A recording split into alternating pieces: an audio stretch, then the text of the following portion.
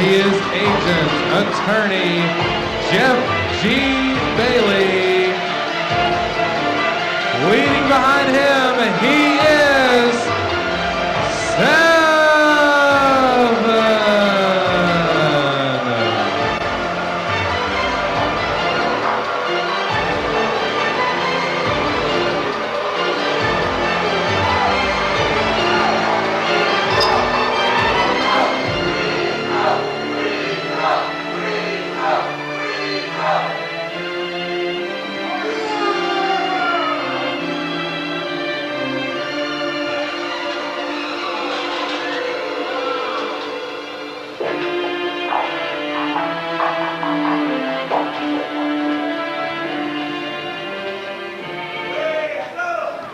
So, Shadow Jackson, here we stand again. You, with no one to watch your back, as the monster Se7en, my deadly sin, stands triumphant. It seems every time, Shadow, you've come face to face with the deadly sin, you've wound up on your back, not just beaten, but a broken man. You see, you started with Phil Shatter as your partner. Where's he now? Nobody is here to help you. Then there was Chemo. The deadly sin destroyed him. You brought back the mighty Iceberg, and what happened to him? He's nothing at the hands of Se7en. And then you recruited Tank, your last-ditch effort to find someone that could possibly help you in this battle against my African-American Superman. And of course, Tank was left for dead, laying here right alongside you, Shadow. So, as a benevolent man that I am, I'm going to give you one last opportunity to walk away from this, to admit that I'm the better man and that the African-American Superman stand above you like the Uncle Tom that you are. And you and your massa, Jerry Palmer, can ride off in the sunset together and both be forgotten as the nothings you are, as me and the deadly sin Se7en stand your Lord and Master looking down on you like the insect you are to us. So Shadow Jackson, come say your goodbyes to this junkyard of genetic damage cases one last time. This means war.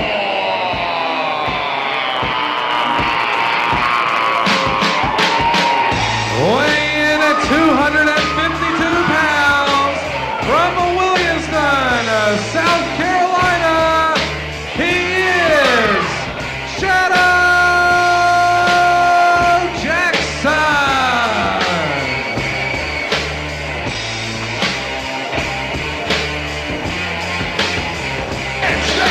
That's the one thing I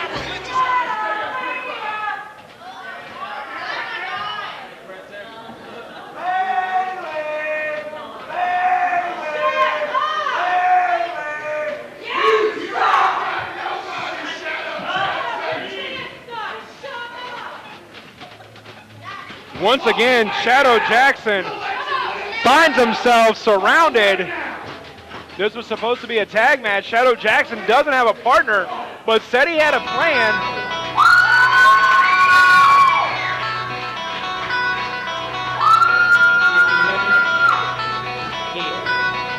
There's certain things in life that you can stop, and there's certain things in life that can't be stopped. Let's go.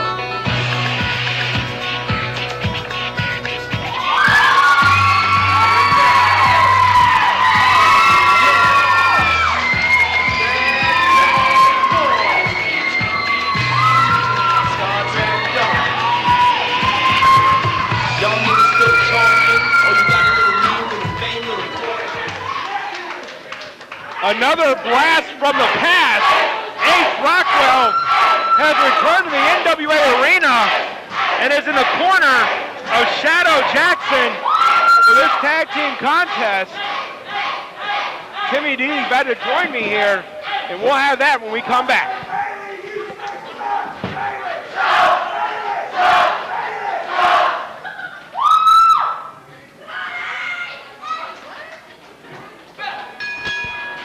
All right, Timmy D, feature match time here. Now, from what I understood, Shadow Jackson, who's a pathological liar, said he had a plan. Right. And that plan... Well, I'm not right to him being a pathological liar, but right, yes, he had a plan. Yes. And now, that plan is Ace Rockwell. Wow. It's Ace Rockwell and Shadow Jackson taking on Jay Fury and the Deadly Sin 7. Now, I know you haven't been around very much, Tim, but Ace Rockwell was the first ever man to hold the Triple Crown here in Anarchy. That means he won the Tag Team Championship, the TV title, and the Heavyweight title at separate times, but was the first man to do so here in NWA Anarchy. And him and Shadow Jackson, both former Anarchy Tag Team Champions and former Anarchy Heavyweight Champions, taking on a newcomer in the Deadly Sin 7, who we've seen around here for quite some time now, so I guess not really a newcomer, and Jay Fury, who recently returned as well. Wow. Well, you know, I hope Shadow Jackson's case, I just really want him to finally be able to get one up on Jeff G. Bailey and all the men that Jeff G. Bailey leads. Indeed, we've got the Deadly Sin 7, and we've got Fury, and it seems like every single time that Shadow Jackson is able to finally be able to get somewhere, something else always seems to get foiled. I was so excited the last time when we finally had Jerry Palmer. Seems like he's laying down the law these last couple shows before we have Hardcore Hell, and he really tried to equal the offense of Jeff G. Bailey's team and handcuffed him. However, Jeff G. Bailey did the powder, threw it in his face, and well, we saw how that ended at the end of the episode. Sir, you know you should go to jail for attempted murder because you are trying to assassinate the character of one Jeff G. Bailey. First of all, Jeff G. Bailey would never stoop to those levels. He merely got out of the handcuffs that Jerry Palmer illegally put him in to begin with. He held him against his will. That was kidnapping. Kidnapping? Well, where did the dust come from then? Off of Jerry Palmer. Oh, gosh. Wow, and a kick to Ace Rockwell. Certainly Ace Rockwell, a great surprise for Shadow Jackson's team. Certainly to the delight of the fans. And Ace Rockwell, as you stated, is definitely, I mean, the nose is way around the squared circle. I have to give him that. But when you compare the size difference, you've got athletic ability of Ace Rockwell and the sheer power and dominance of 7. It's going to be a good matchup to actually see if Matt Technician taking on strength and power can overcome. Well, let me tell you something about Ace Rockwell. I don't like him. I'm not a big fan of the guy, okay? But I'll never deny his heart. Ace Rockwell has a never say die attitude. That's why this man's been a champion. But Ace Rockwell has never been in the ring with a monster like 7. Well, what's amazing is you look at Shadow Jackson and a lot of the opponents that Shadow takes on, he really overpowers them. But when you put him up with against the size, the strength, which we're seeing here with a test of strength, I don't know how wise that is with Shadow Jackson to go. You see, it's almost the pure dominance of 7 going and being able to like outstrength Shadow Jackson. And I can't say that I've actually seen that many times. You got overpowering Shadow Jackson, former Anarchy Heavyweight Champion, the Monster 7 with all the control, but of course these idiots here in Cornelia getting behind Shadow Jackson with their Shadow Mania. Well, yeah, I was going to say he's the leader of Shadow Mania, so what better way to have the leader than his supporters get behind him, and he's going to need all the encouragement he can get as he's trying. He's actually able to mount a little bit of an offense. Don't know if he would have won the test of strength, but he actually took a knee to the midsection, and now some vicious chops to the head of 7 as he's going for the tag with his surprise tag partner, Ace Rockwell, with a nice kick to the midsection of 7, and that may be what it needs to be able to, well, I was going to say maybe mount some offense, but 7 just swatted him away like he was a fly. Wow, if that punch had connected, to the head of Ace Rockwell. Ace probably would have been out by now. Luckily, Ace ducked down, and wow, just chokeslam him into the corner as if it was a bag of groceries. What happened right there was Ace thought he could outduck him. Seven's not as dumb as he looks. I mean, he doesn't look dumb. What I meant was... Yeah, I'd be careful what you say. Seven, you have enough troubles with Enoch Zarian. Seven, you know, he's a smart competitor. He knew what Ace was going for, and he was able to outsmart Ace. Well, it almost reminds me maybe of the Mike Tyson Buster Douglas. It's like you go in with this power of Mike Tyson. I wonder if it's one of those situations where you just keep ducking all the vicious blows of Seven, eventually wear him out, and now Ace Rockwell might be able to go for a leg or something and then try and mat wrestle him to some degree. Let me tell you something. Mike Tyson wants no part of Seven, just like he wants no part of judging a beauty contest in Indianapolis. Oh, man. Well, you see the strength of Seven just lifting up Ace Rockwell. Ace Rockwell does the ultimate move no matter how big or strong you are, the eye rake. It stuns Seven just a little bit, but still not enough. Seven knew the whereabouts of where his opponent was to do that vicious chop onto Ace Rockwell, almost like in a bear hug type maneuver. And now it seems like Fury's wanting to be tagged in by Seven, but Seven still, I don't think, is completely done punishing him. Well, you know, Seven's got the power advantage in this match over both these men, Ace Rockwell and Shadow Jackson. And right now, driving that size 17 boot right into the esophagus. Wow, and we got Ace Shadow Rockwell. Jackson actually breaking the move. And D. Byers goes out to admonish Shadow Jackson as Seven goes back with that boot to the throat of Ace Rockwell. And Seven is almost like, wow, oh man, all that power with a collective groan from the Church of Southern Wrestling here, the NWA Anarchy. It wasn't just the power behind that elbow, it was the height and the velocity in which he delivered it. I mean, the power's there, but did you see how high he got? I mean, that was just a standing vertical jump through his body there and came down. Oh, that was like a corkscrew suplex, and yeah, I have to give you credit, at least, well, or I should say maybe credit to Seven for a man of his size. Wow! Being able to get up that high, and Fury with a backflip, all his weight crushing down on Ace Rockwell. Now you talk about somebody, at one time, Jay Fury was one of the premier high flyers in this sport. In this building, in fact, we've seen many great moves out of Jay Fury. He disappears for a couple years, comes back. He's added this bulk to him. He's added this muscle.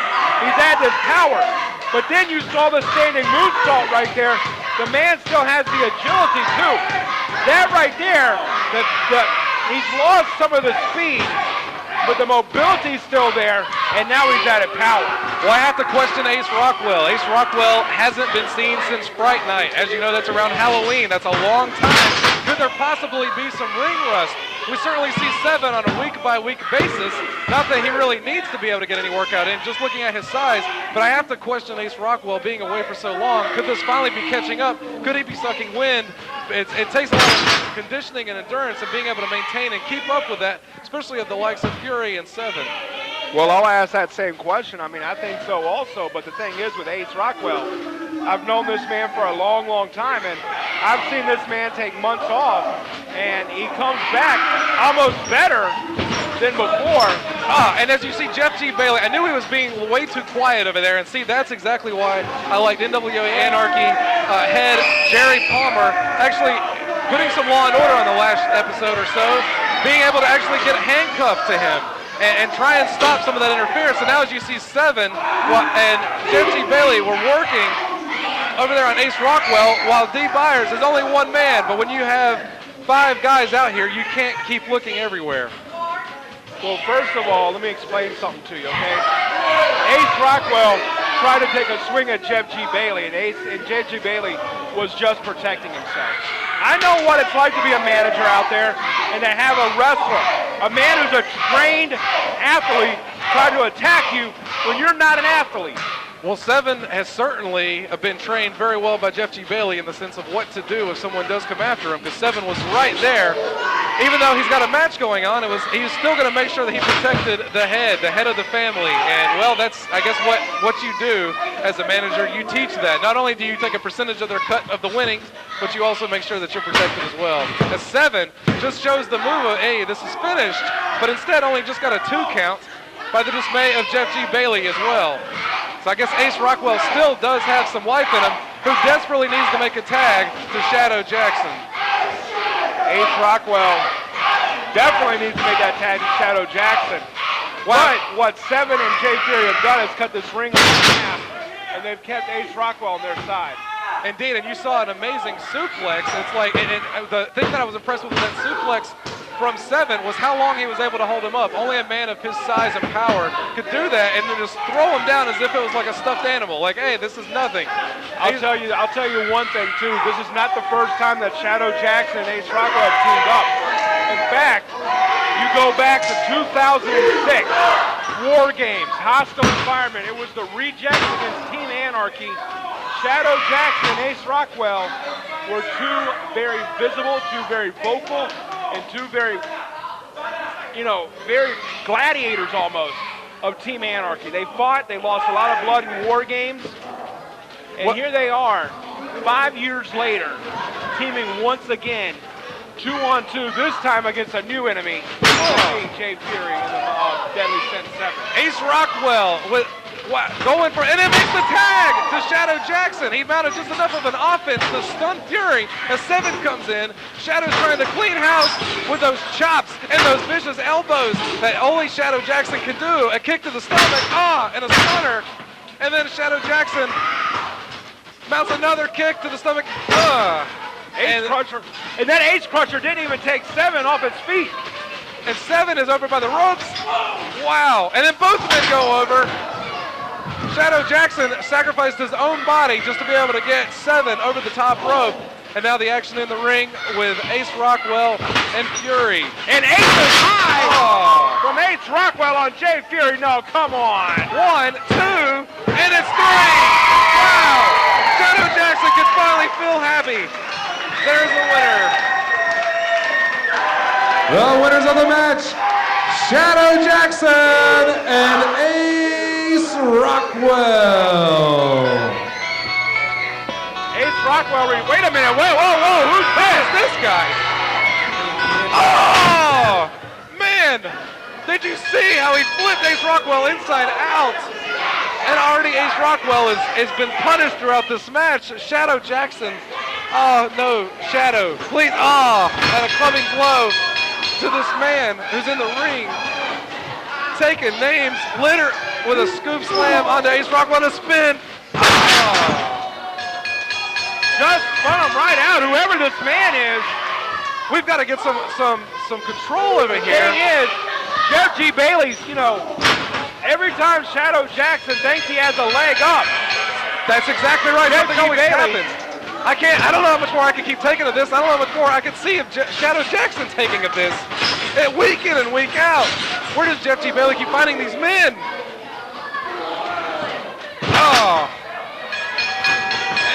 And now to add insult to injury, Jeff G. Bailey with the kicks to Shadow Jackson. Ace Rockwell is laid out here on the apron, and now you've got Seven, Fury, and this guy who just continues to keep doing these sidewalk slams with power and authority. I've got to wonder, certainly D. Byers is not going to be able to control all of this. We certainly, And what I'm afraid of, as you see Seven grabbing his head, I think you've awoken a very angry giant. Ace Rockwell, the Merciless, trying to protect his tag partner, putting his own body in the line as continual kicks from Seven Fury. I don't know how wise that is. I admire his showmanship and compassion, but I don't think that worked too well. And there is nobody left to save Shadow Jackson. We've got to get some help. We've got to, this is not good. I cannot continue to keep seeing a beatdown like this by Shadow. I don't know how much more this guy has left in him. He comes back every week, week in and week out. Who knows where Chemo is? Chemo was decimated. Everybody that Shadow Jackson brings in gets decimated. Finally we get some people in the back to be able to hopefully even up the odds as Jeff G. Bailey celebrates with a beatdown that's been laid by Shadow Jackson. And Ace Rockwell is out on the outside. I haven't seen him even move in a while.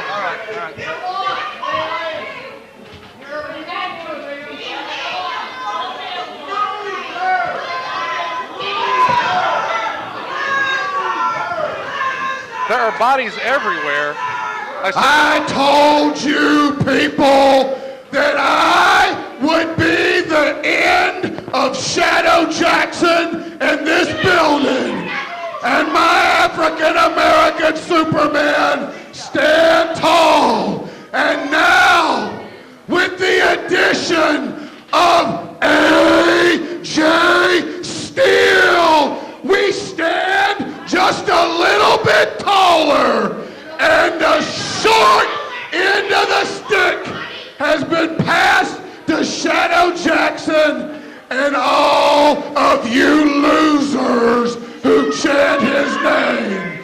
So the next time you feel the urge to chant the name Shadow Jackson, just remember it's one more nail in his coffin, because I'm not going anywhere. I am the kingpin around here, and my African-American Superman will rid this building of Shadow Jackson one way or another. You can protect him. Come on, guys. We've done enough tonight. Shadow has been left for dead again at the hands of the African-American Superman. There's no one who can stand up against them. So Shadow Jackson, pack your bags, go home, or get your funeral plot reserved, because it's never gonna stop. It's never gonna stop. My men are blacker than Southwest Atlanta and 10 times as dangerous. And you all know it's a fact. Let's go, guys. Shadow Jackson is dead. Rest in peace, Shadow Jackson. Good riddance to bad rubbish. Let's go, guys. We've accomplished our goal tonight. We stand above all these insects. They're like dirt on the bottom of my shoe.